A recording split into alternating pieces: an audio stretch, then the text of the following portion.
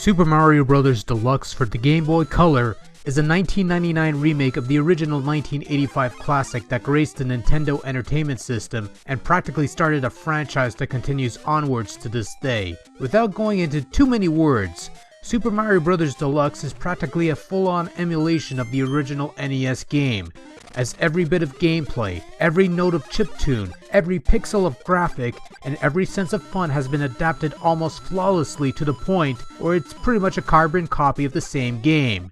Never mind the new additions to the package, such as a fancier title screen, battery backup save function, and a new arbitrary map screen that shows up prior to each level. The minute the game loads up World 1-1 on screen and the familiar overworld theme blares through that tiny speaker and you're looking at the playfield, it hits you. Super Mario Bros., the original NES classic, as you remember it, looks exactly the same, sounds the same, and most importantly, plays exactly the same way as the old version. It is pretty much a near perfect conversion and transfer onto the Game Boy Color. Of course, there are some minor drawbacks. Because the graphics are pretty much the same as the NES version and pretty much the same scale as well, there's the limited viewpoint as a result of the small Game Boy screen. You don't get to see as much of the playfield as you would like, so the screen will usually scroll if you're moving along the higher end or lower end of the playfield. There's even limited scrolling backwards, and you can sort of control this perspective a bit, much like in Super Mario World. This is something you could easily overcome after a good while, and if you're really well versed in the layouts of Super Mario Bros., then this shouldn't be that much of an issue, if at all. Super Mario Bros. Deluxe gives you the option of playing as either Mario or Luigi. Luigi now recolored to his more familiar green garbs, while his original white outfit is reserved for whenever he's shooting fireballs. However, this is more of an aesthetical choice than anything, as both brothers play exactly the same way. Luigi doesn't jump any higher or anything else and doesn't have any unique characteristics that makes him a worthwhile alternative to Mario. It's just a palette swap and some slight changes here and there and a couple of cutscenes here and there, but nothing that affects gameplay in any way, shape, or form. So Deluxe manages a near perfect replica of the original Super Mario Bros. And if that was all it offered, then it'd be a commendable effort. Hell, it might be acceptable fare on its own. But Nintendo decided to add more stuff to the package. So there are additional mini-games and a multiplayer mode where you could race against a friend.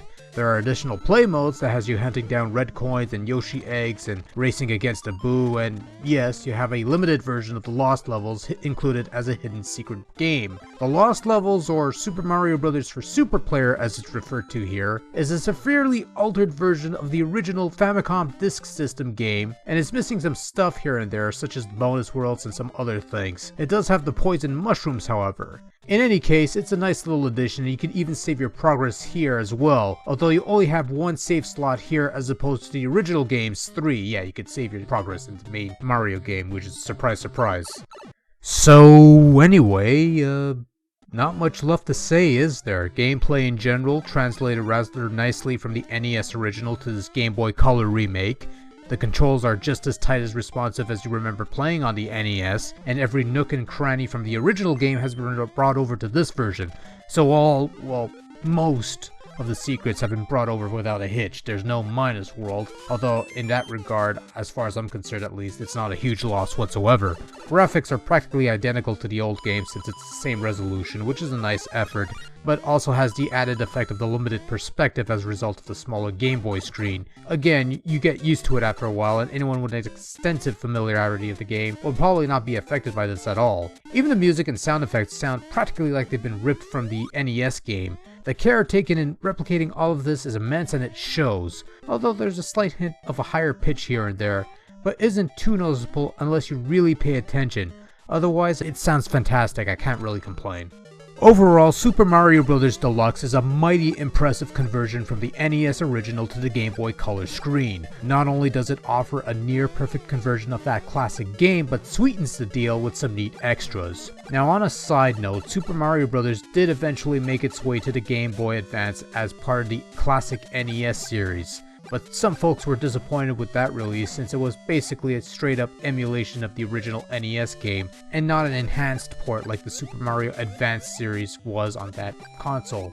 But I could sort of understand the logic in some strange way. After all, why reinvent the wheel with a 16-bit conversion that wouldn't exactly feel the same when there's a perfectly functional and perfectly replicated 8-bit edition on the Game Boy Color, which is fully playable on the Game Boy Advance.